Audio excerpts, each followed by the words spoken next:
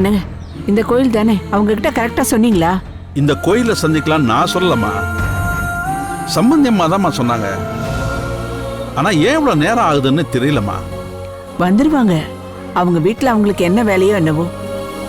நாம போன் பண்ணி கூப்பிட்ட உடனே அவங்க கிளம்பி வரேன்னு சொன்னதே பெரிய விஷயங்க. சம்பந்தியம்மாவே வந்துட்டாங்க.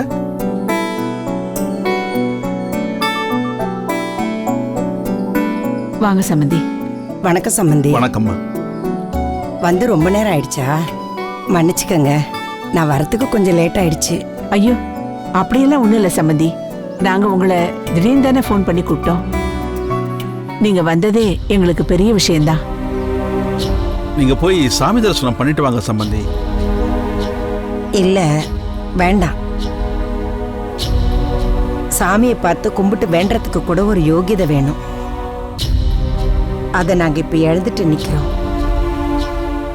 என்ன சொல்றீங்க சம்பந்தி? எங்களுக்கு புரியல. சொல்றேன்.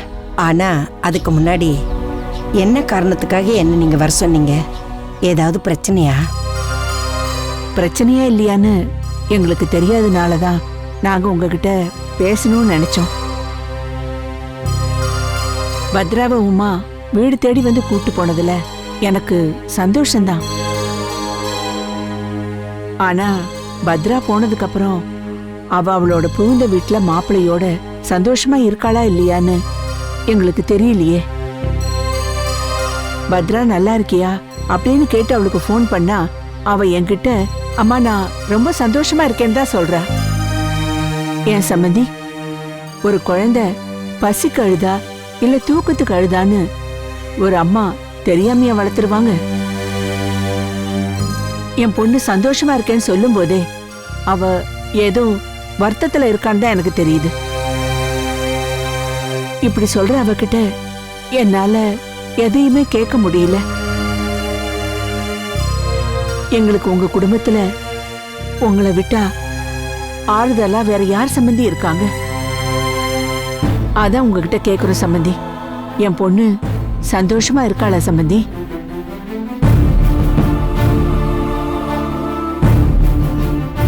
புரியுது சம்பந்தி, நாங்க நினைச்சது சரிதான். நீங்களும் அதை உணர்த்திட்டீங்க. இப்ப நான் உங்க முன்னாடி தப்பு செஞ்ச ஒருத்தியா தான் நிக்கிறேன். நீங்க என்ன பேச கூப்பிட்டதும் நானும் என் மனசுல உள்ளதை பேசலாம்னு நினைச்சுதான் இங்க வந்தேன். பத்ரா எங்க வீட்டு பொண்ணுன்னு நான் உங்ககிட்ட அடிக்கடி சொல்லியிருக்கேன். ஆனா எங்க வீட்டு பொண்ணை எங்க வீட்டுல இருக்கவங்களே விட்டு கொடுத்துட்டாங்க. ரொம்ப வருத்தமா இருக்கு. என்னாச்சு எங்க பத்ராவுக்கு? அவ நல்லா தானே இருக்கா? உங்க பொண்ணு மனசளவுல ரொம்ப உடைஞ்சு போயிருக்கா. இன்னொரு பக்கம் ரொம்ப நம்பிக்கையா இருக்கா. இப்போதைக்கு இவ்வளவுதான் சொல்ல முடியும். அவ மனசே உடைஞ்சு போற அளவுக்கு என்னாச்சு சம்பந்தி? நாங்க அஸ்தி கரைக்கு போன இடத்துல வேண்டாத சில சம்பவங்கள்லாம் நடந்து போச்சு. என்னாச்சு?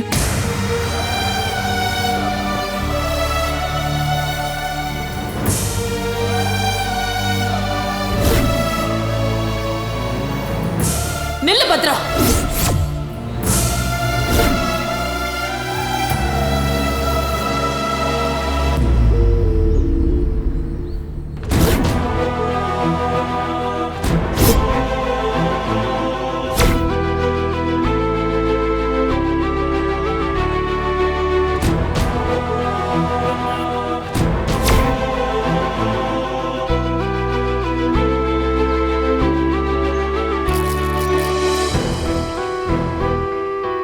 நான் இந்த பரிகாரத்துக்கு சம்மதிக்கிறேன்.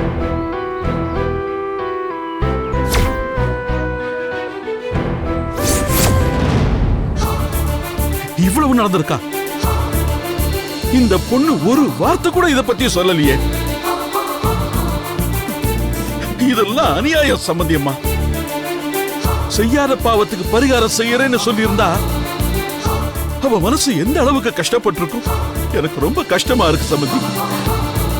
இனிமேலும் பத்ரா அங்க இருக்க வேண்டாம்.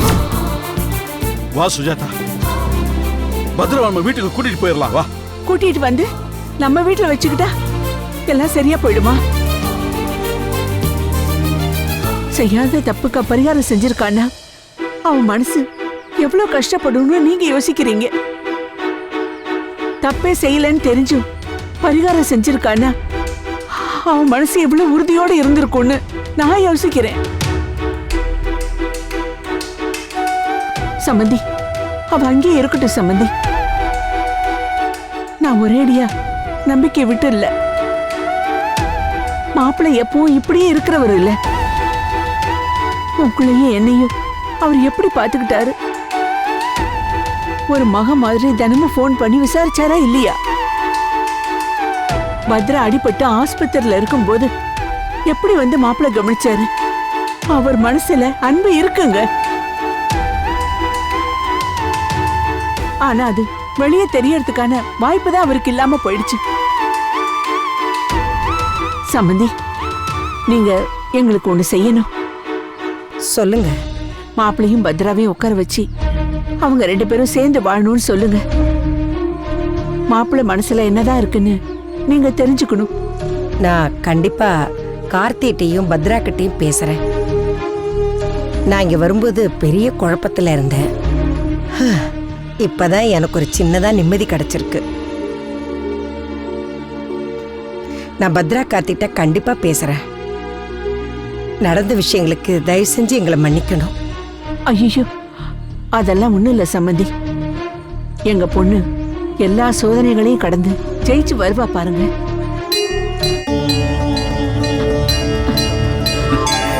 நான் சொன்னேன்ல, பாத்தீங்களா? கடவுள் எப்பவுமே பத்ரா பக்கம்தான் சம்பந்தி.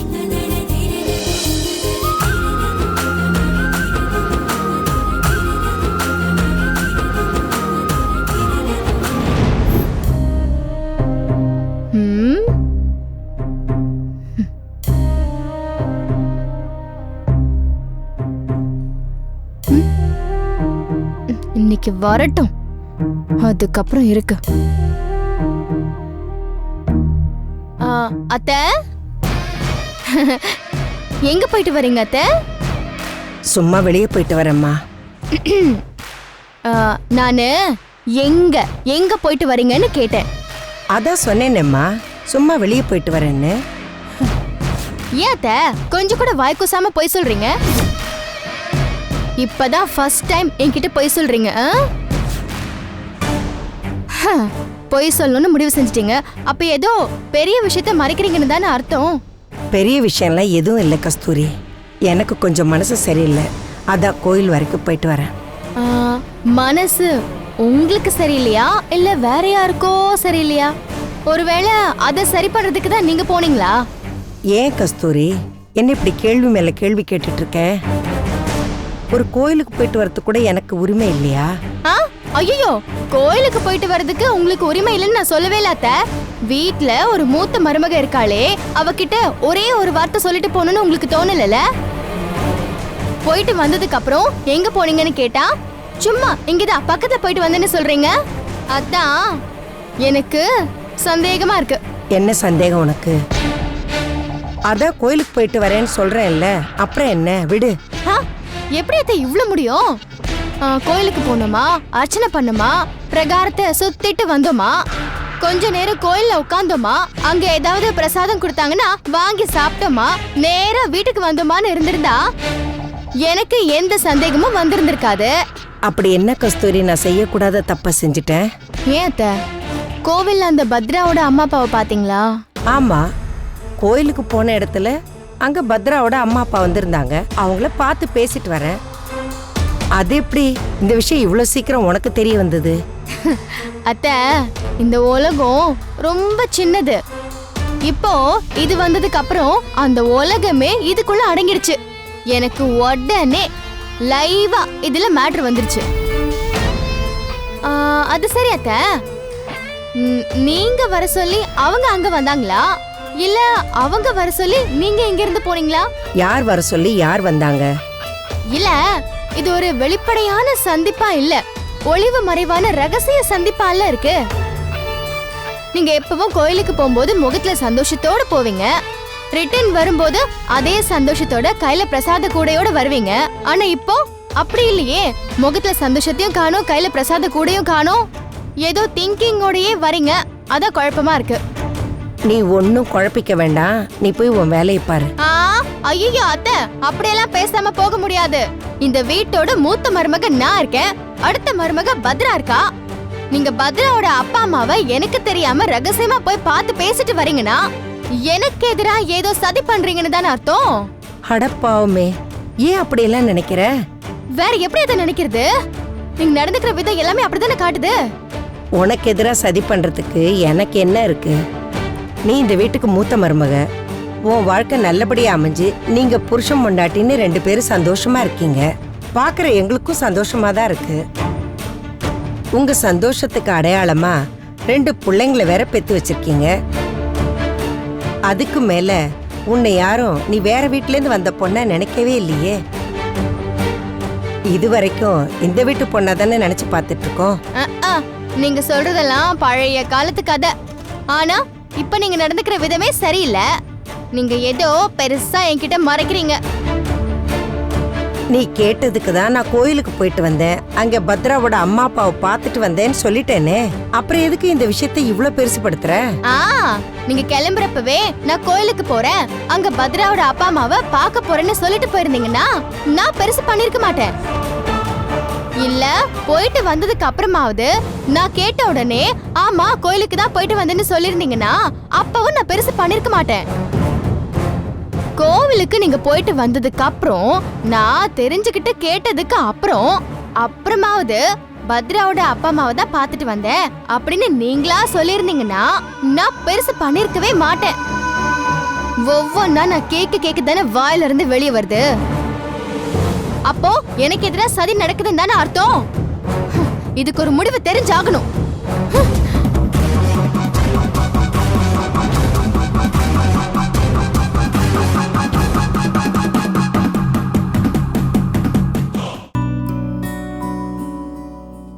பத்ரா, என்னம்மா பண்ணிட்டு இருக்க? இப்பதான் சமையல் முடிச்சிட்டு வந்தாத்த. சரிம்மா, உன் கூட கொஞ்சம் நான் பேசணும். சொல்லுங்க அத்தை. கார்த்தியும் கொஞ்சம் வர சொல்றியா? சரிங்க அத்தை, வர சொல்றேன்.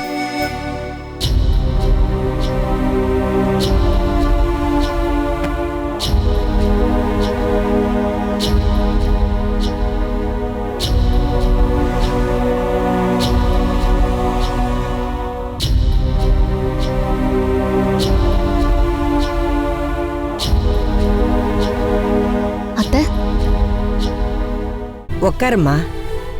என்ன கார்த்தி வரலையா? சொல்லிட்டேன் அத்தை, வரேன்னு சொன்னாரு.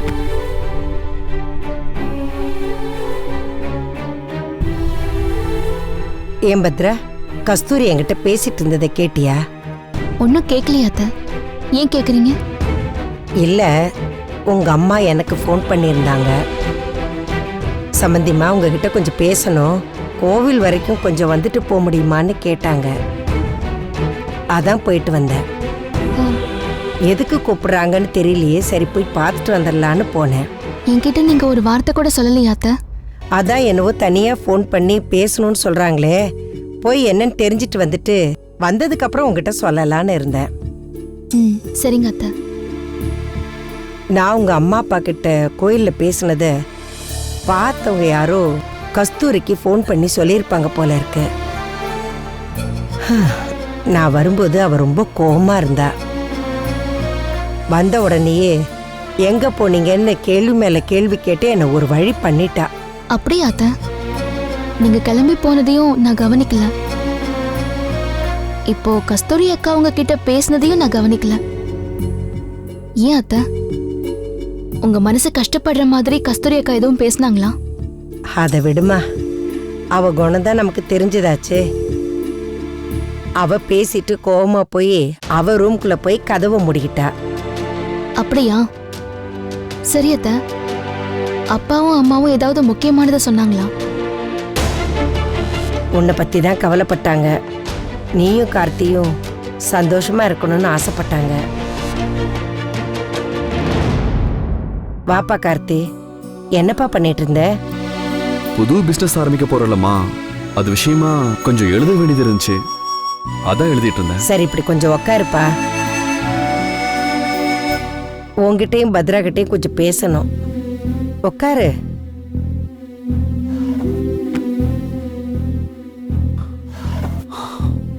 சொல்லுங்கம்மா. உங்க அப்பாவோட வாரிசு நீயும் உங்க அண்ணனும் மட்டும்தான். என் 2 பிள்ளைங்களும் நல்லா இருக்கணுங்கிறதா என்னோட ஆசை. ஏமா, நாங்க 2 பேரும் நல்லா தானே இருக்கோம். நல்லாதான்ப்பா இருக்கீங்க. என்கிட்ட பாசமாவும் தான் இருக்கீங்க. உங்க அக்கா கிட்டயும் அன்பா தான் இருக்கீங்க. உங்க 2 பேருக்குள்ளேயும் ரொம்ப ஒத்துமையாவும் இருக்கீங்க. அப்புறம் என்னம்மா? இப்ப விநாயகமும் கஸ்தூரியும் எப்படி கணவன் மனைவியா நல்லா அந்யோன்யமா இருக்காங்களோ அதே மாதிரி நீயும் பத்ராவும் இல்லையேப்பா. அந்த வருத்தம் எனக்கு இருக்காதா? அதுக்கு ஏமா நீங்க வருத்தப்படுறீங்க? கல்யாணம் முடிஞ்ச அன்னைக்கே பிரச்சனை பண்ணது நானாமா?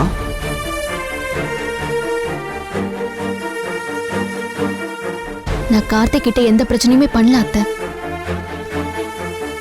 என் போலீஸ் தொழில்ல என்கிட்ட ஒரு கேஸ் வந்துச்சு.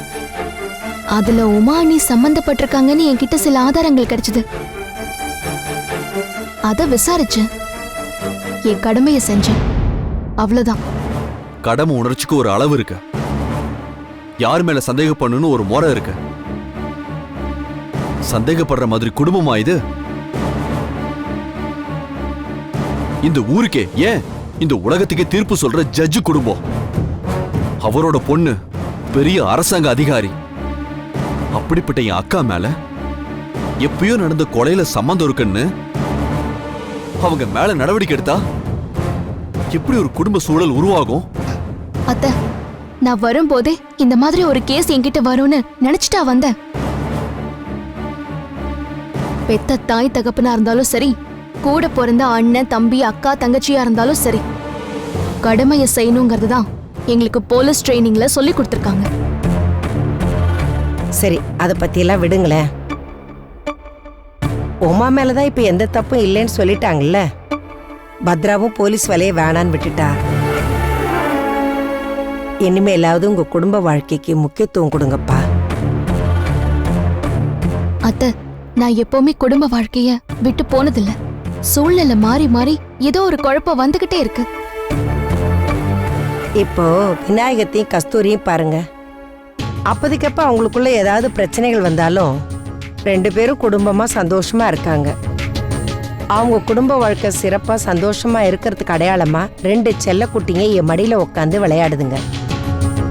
உங்க பிள்ளைங்களையும் தூக்கி வச்சு கொஞ்சணும்னு எனக்கு ஆசை இருக்காதா? அம்மா, நானே இப்ப நிறைய குழப்பத்துல இருக்கேன். இப்ப என்னோட முழு கவனமும் என் புது பிசினஸ் மேலதான் இருக்கு. இப்ப போய் இதெல்லாம் பேசிட்டு இருக்காதீங்க. பிசினஸ்ல நாம எவ்வளவுதான் முன்னுக்கு வந்தாலும், வேற எந்த விஷயத்திலையும் பெரிய பெரிய சாதனைகள் பண்ணாலும், குடும்ப வாழ்க்கை சிறப்பா சந்தோஷமா நல்லா இருந்தாதான் ரொம்ப மகிழ்ச்சியா இருக்கும். அத்தை, குடும்ப வாழ்க்கைங்கிறது இருக்கை ஓசை மாதிரி. 2 கையையும் சேர்ந்து தட்டினாதான் சத்தம் வரும். நான் மட்டும் குடும்ப வாழ்க்கை நிறைவா சந்தோஷமா இருக்கணும்னு நினைச்சா பத்தாது. கார்த்திக்கு கூட அந்த மனநிலை இருக்கணும். அவர் வெளியில நடக்கிற ஒவ்வொரு விஷயத்துக்கும் அதை எங்க குடும்ப வாழ்க்கையில காட்டிட்டு இருந்தா எங்க வாழ்க்கை எப்படி ஸ்மூத்தா போகும் அத்தை. புரியுது பத்ரா. அதனாலதான் உங்க 2 பேரையும் கூப்பிட்டு வச்சு ஒன்னா பேசணும்னு நினைச்சேன். சரிம்மா, நான் கிளம்புறேன். எனக்கு நிறைய வேலை இருக்கு. சரிடா கார்த்தி, நான் சொன்ன விஷயத்தையும் கொஞ்சம் மனசுல வச்சுக்க. நீங்க 2 பேரும் சந்தோஷமா இருக்கணும். என்னோட ஆசை அதுதான். பாத்துக்கோங்க.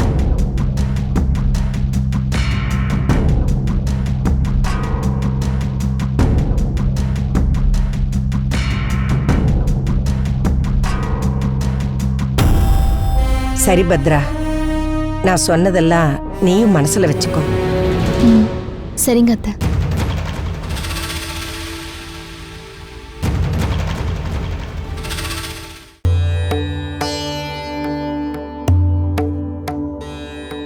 கஸ்தூரி, கஸ்தூரி.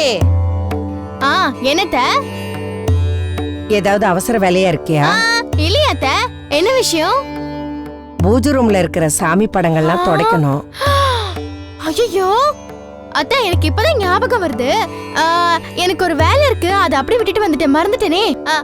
பத்ரா, அத்தை பத்ரா வந்துட்டா அத்தை.